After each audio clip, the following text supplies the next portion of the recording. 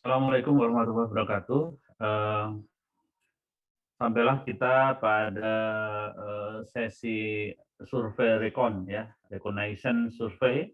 Ya, jadi setelah kita mobilisasi, kemudian semua persiapan sudah oke, ya, akses ke lokasi sudah kita siapkan semuanya, dan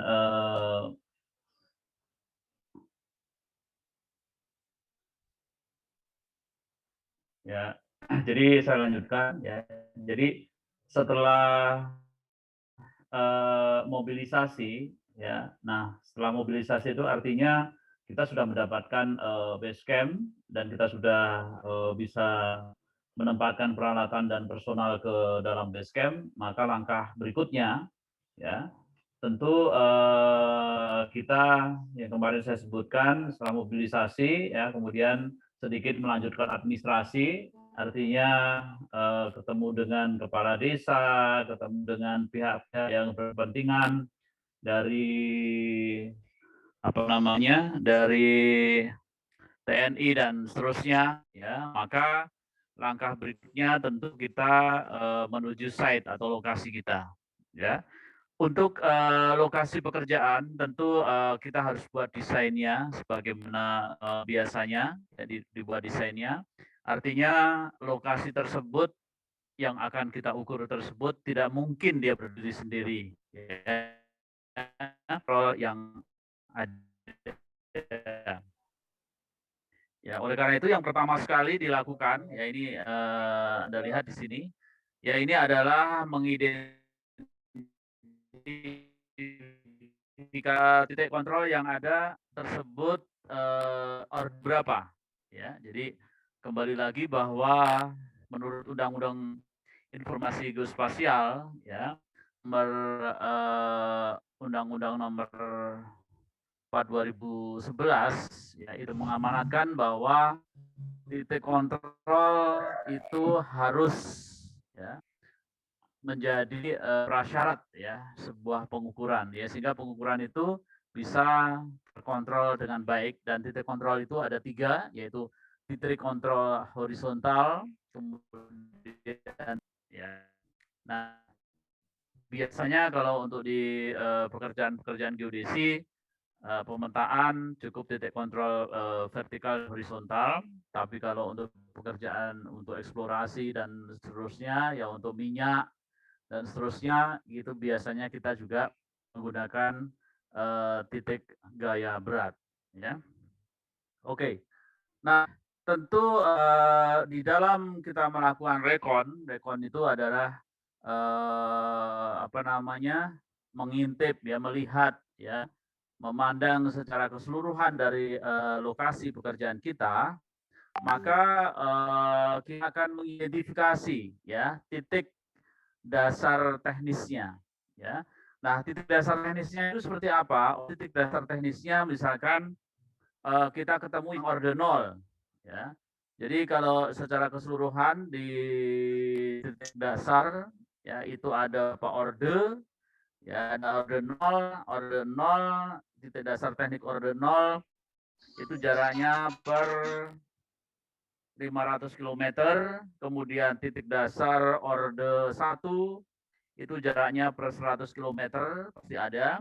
Kemudian titik dasar orde 2 itu per 10 kilometer ya. Kemudian titik dasar orde 3 ya itu sekitar 1 sampai 2 kilometer ya. Biasanya kita dapatkan titik orde 3 ya. Nah, kemudian titik orde 3 ini kemudian nanti kita rapatkan lagi ya. Misalkan ini DGN ini misalkan orde 3, maka kemudian tak ikat di sini berarti ini nanti akan menjadi orde 3 ya. Nah, setelah orde 3 ini maka kemudian kita merapat titik dasar dari poligon ya. Itu harus difahami ya. Saya ulang lagi ya. Jadi titik dasar orde 0 yaitu biasanya di gunung-gunung gitu jaraknya per 500 kilometer ya. Jadi kalau Pulau Jawa itu mungkin 3 ya. Ujung kiri misalkan dia di Anyer, ya, kemudian ujung tengahnya misalkan di Jawa Tengah dan ujung timurnya di Panakan, ya. Itu orde 0. Nah, kemudian orde 1, ya, itu adalah di antara orde 0 tadi, ya. Dari orde 0 ke orde 1 itu biasanya ada 5 titik, ya. Oleh karena itu di orde 1 itu per 100 kilo, ya. Nah, demikian juga untuk, orde 1 ke orde 2, ya. Jadi orde 1 itu ada 10 titik, ya, kira-kira begitu ya gambarannya, ya. Jadi kalau, biasanya mendapatkan titik-titik, ya, itu adalah di orde 3, ya. Jarang sekali kita mendapatkan orde 0 dan 1, jarang, ya. Tetapi kalau dapat, ya alhamdulillah, ya. Jadi ada N1 dan juga N3, ya. Jadi yang sering kita dapatkan di lapangan adalah N3, ya. Jadi kalau N0 itu 500 kilo, N1 itu 100 kilo, ya, N2 itu 10 kilo, ya. Oleh karena itu yang sering kita dapatkan per 2 kiloan itu sekitar N3, ya. Nah, kemudian misalkan ini titik ini untuk menjadi N3 lagi, ya, kerapatannya sama, ya kita buat ini per 2 kilo misalkan, ya. Maka titik ini akan menjadi setara dengan titik ikat, ya. Misalkan ini ada dikasih 2 titik lagi, kemudian kita lakukan pengamatan GPS. Nah, kembali lagi pada saat kita melakukan pengamatan GPS, tentu kita melakukan kaidah-kaidah yang benar, ya, di dalam pengamat GPS, ya. Apakah kita menggunakan metode statik, ya, menggunakan rapid static, menggunakan metode real time kinematic dan seterusnya, tetap kembali lagi bahwa kita harus menyesuaikan penelitian yang ada, ya. Tuh. Nah, kenapa survei seperti ini saya sebut sebagai survei rekon, ya. Hampir semua pekerjaan, apakah itu pekerjaan energi, apakah itu pekerjaan pertanian, apakah pekerjaan kehutanan dan seterusnya, ya, itu semua melakukan survei ini. Ini yang disebut sebagai survei rekon, ya. Jadi orang geodesi itu biasanya duluan, ya.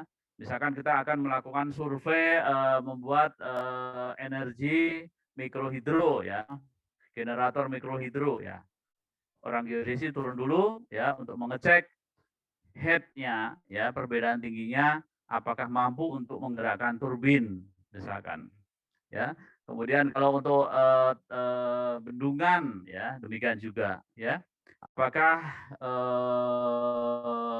titik tinggi yang ada di embankment itu masih bisa terdeteksi, ya, gerakan-gerakan dari embankment bendungan, karena bendungan itu sebenarnya hakikatnya adalah mengumpulkan, ya, cai tarum, ya, itu sungai itu mengumpul dan kemudian dibendung, ya, sehingga akan menjadi daya air yang luar biasa, volume air yang luar biasa. Dari volume air yang luar biasa itulah yang kemudian dimainkan dan membuat embankment, ya, membuat bendungan, ya. Dan dari bendungan itu nanti diukur, ya, beda tinggi atau head antara yang teratas dan terbawah itu berapa, karena kekuatan untuk menggelontorkan air inilah yang digunakan untuk menggerakkan turbin, ya, sebagai contoh. Makanya ini saya kasih contoh, sebagai contoh adalah mikrohidro, ya, sebagai contoh, ya. Tetapi contoh lain sama ya, kalau kita misalkan akan membuka lahan 1.000.000 hektar, ya, maka di situ urutan dari atas sampai ke bawah itu bagaimana irigasi itu bisa mengalir dengan baik, dengan terdistribusi dengan baik, ya, ke sungai atau ke saluran tersier, ya. Jadi kalau sungai besar atau bendung itu saya sebut saluran primer, ya. Kemudian dari primer kemudian ketemu ke sekunder, ya, saluran dan dari saluran sekunder itulah kemudian dialirkan ke saluran-saluran tersier yang itu yang menjadi irigasi dari sawah yang ada di Indonesia, ya. Jadi kembali bahwa Survei rekon itu sangat dibutuhkan hampir di semua pekerjaan, ya. Jadi survei rekon itu tujuannya posisi sebenarnya dari lokasi studi kita, ya, kemudian untuk mengikat ya ke dalam sistem koordinat nasional, ya. Dan ketiga tentu juga untuk memahami ya akses menuju lokasi nanti akan seperti apa, disitulah nanti digunakan untuk merencanakan ya nanti perencanaan surveinya seperti apa ya, metodenya akan menggunakan metode apa, dan simplifikasi ya dan aplikasinya nanti ke arah mana ya. Dan ini survei rekon ini sangat menentukan saya sebut ya. Mungkin saya buka di sini survei rekon atau yang disebut sebagai site recognition ya. Misalkan ini adalah proyek mikrohidro ya. Maka tujuan dari survei rekon yaitu untuk menginvestigasi ya, untuk menginvestigasi ya, apa yang diinvestigasi, apa yang diselidiki, yaitu pertama adalah plan sites ya. Jadi plan-nya ya apakah itu banyak tanaman, apakah itu banyak apa rimbun dan seterusnya ya. Dan untuk juga mengevaluasi ya visibility ya, kelayakan dari proyek untuk mendapatkan energi listrik tadi ya. Sebagai contoh karena ini kasusnya mikrohidro ya. Nanti kalau kasusnya misalkan bendungan atau kasusnya pencetakan sawah tentu berbeda, tapi pada intinya semuanya adalah untuk menginvestigasi, untuk menyelidiki ya plan atau plan yang ada di lokasi dan juga suplai atau daerah-daerah yang akan diselidiki tadi ya. Tujuannya tentu adalah apakah daerah tersebut visible untuk proyek yang dimaksud atau tidak visible. Satu hal yang paling penting aktivitas rekon survei ini adalah untuk mengukur ya, ini mengukur water discharge ya, mengukur curah hujan, kemudian juga mengukur head itu beda tinggi ya, untuk melakukan pemasangan generator mikrohidro ya, kira-kira begitu ya. Jadi investigasi ini harusnya nanti akan bisa menentukan ya di mana misalkan intake site ya, intake site itu adalah lokasi sadap. Kemudian waterway ya, waterway itu adalah arah air ya, aliran air, kemudian di mana site power house ya, di mana meletakkan power house ya. Power house itu adalah power atau mesinnya dan juga transmission road atau rute transmisinya tadi ya, sehingga proyek tersebut akan bisa visible. Nah, ini contoh ya. Jadi kembali lagi bahwa semua yang terkait dengan pengukuran ya, itu awal-awalnya oleh pekerjaan pengukuran ya geodesi ya. Sebagai contoh untuk mengukur head itu adalah beda tinggi ya. Jadi nanti misalkan orang listrik menentukan, wah ini intake-nya di sini ya. Ini air masuk sadapan air di sini. Kemudian waterway ya, air yang akan diputar itu di sini ya. Kemudian sampai kepada rumah listriknya atau power house-nya di sebelah sini dan seterusnya ya. Itu semua tentu akan diukur ya. Diukur apa saja? Yang paling penting diukur yaitu XY dan Z-nya. Z atau beda Z ini yang disebut sebagai head ya. Jadi di sini head ini penting sekali. Nah, bagaimana water discharge curah hujan ya. Nah, ini biasanya sudah ada di meteorologi geofisika misalkan ya. Di situ misalkan curah hujan harian berapa, curah hujan tahunan berapa ya, kemudian nanti itu dihitung untuk mengukur, menentukan energi sama dengan ya apa namanya debit air ya, debit airnya. Ya. Nah kemudian power demand survey juga penting ya. Survei power ini juga penting ya untuk merencanakan ya sistem elektrifikasinya, ya sistem kelistrikannya. Nah kemudian jangan lupa ya dibutuhkan juga di situ adalah sosioekonomik data atau data sosial ekonomik ya yang ada di daerah tersebut yang terkait dengan household ya, kepala keluarga. Demikian juga public facilities atau fasilitas-fasilitas publik ya, fasum, fasos ya dan juga industri yang akan nantinya akan menggunakan listrik. Nah, ya. Jadi ketika pekerjaan survei itu sudah jelas tujuannya, misalkan kita akan membuat mikrohidro atau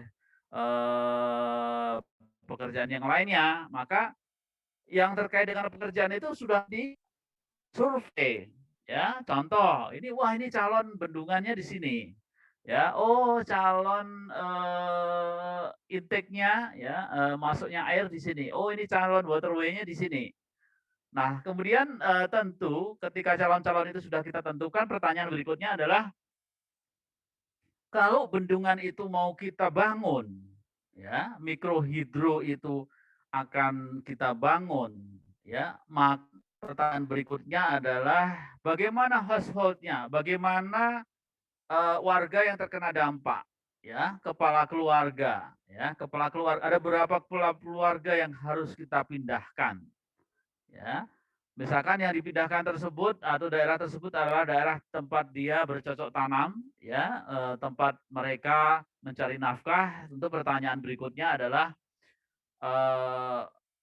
bisa nggak kita menggantikan ya kerugian dari masyarakat tersebut ya. Jadi ada sosioekonomi ya. Nah, kemudian juga harus dipikirkan bahwa warga lokal kalau bisa juga nanti akan terlibat di dalam pembangunan proyek pembangkit mikrohidro tadi ya. Apa saja yang mesti disiapkan? Ya, misalkan dicek ya apa kemampuannya, ya, dicek pengetahuannya dan seterusnya. Mungkin kalau tidak punya pengetahuan ya cukup dia sebagai aparawan.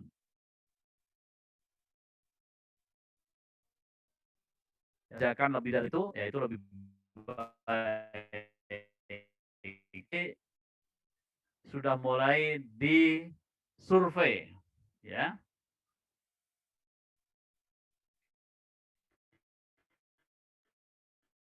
Kemudian industri-industri yang akan menggunakan itu apa saja misalkan ya. Nah, itu juga nah, pertanyaannya aja persiapan apa saja untuk rekod ya, untuk mendapatkan maka perlu ya dalam hal ini untuk mendapatkan berbagai informasi ya, informasi yang kait dengan lokasi tersebut. Ini yang berkali-kali bahwa tentang desa, kecamatan, daerah yang kita proyek tersebut ya. Misalkan berapa ya, kemudian mata pencariannya apa, fasilitas sosial dan seterusnya atau fasilitas ya yang terpola jalan dan seterusnya ya, bagaimana kita nanti akan mengolah yang ada tersebut berarti yang sangat berguna ya, karena bagaimana misalkan seandainya pembangkit listrik sudah beroperasi listrik tersebut akan disuplai ke pabrik-pabrik sekelilingnya ya. Jadi ini adalah informasi yang dibutuhkan ya. Misi yang adalah topografi dan terkait dengan distribusi bloknya karena kemudian orang berisi untuk pemetaan untuk bukan ya. Jadi tenaga lokal itu kan karena selain tenaga lokal itu mempunyai pemahaman mempunyai pemahaman sosial budaya di daerah tersebut, itu biasanya juga dititipkan ya oleh proyek untuk yang terkait dengan social cost responsibility ya, ACR. Ya. Karena itu kita harus melek ya tenaga-tenaga lokal itu kemudian sampai sejauh mana ya. Kemudian kita bisa klasifikasikan, misalkan mana saja yang masih bisa membantu di dalam pekerjaan kita, atau nanti akan dipekerjakan di pekerjaan konstruksi, ya. Ingat bahwa pengukuran itu adalah memindahkan ya yang ada di topografi yang ada di lokasi ke dalam bidang data. Insinyur-insinyur, apakah insinyur sipil akan membuat jalan aksesnya, kemudian membuat jalan lingkungannya, kemudian insinyur listrik akan menempatkan ya mana rumah listriknya, mana generatornya, dan juga hal-hal yang terkait dengan kelistrikannya ya. Jadi di sini kolaborasi ya, kerjasama yang baik ya antara seorang geodet ya yang dia bertanggung jawab terhadap semua peta, semua desain, dan semua hal yang terkait dengan kondisi eksak dari lokasi yang akan dibangun, lokasi yang akan dibangun listrik, misalkan di sini pembangkit listrik, ya itu terus ada komunikasi yang baik. Ya. Oleh karena itu di dalam rekon ya apapun pekerjaannya, ya saya katakan apapun pekerjaannya, mau pekerjaannya petak sawah, mau pekerjaannya bendungan, mau pekerjaannya jalan lingkungan, mau pekerjaannya sumber daya air, ya PAM Swakarsa, ya kemudian sumur artesis dan semuanya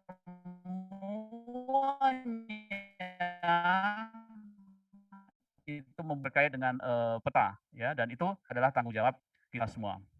Nah, kemudian kita coba ke masalah bagaimana kita melakukan preliminary site ya atau perencanaan-perencanaan awal dari rekon. Ya.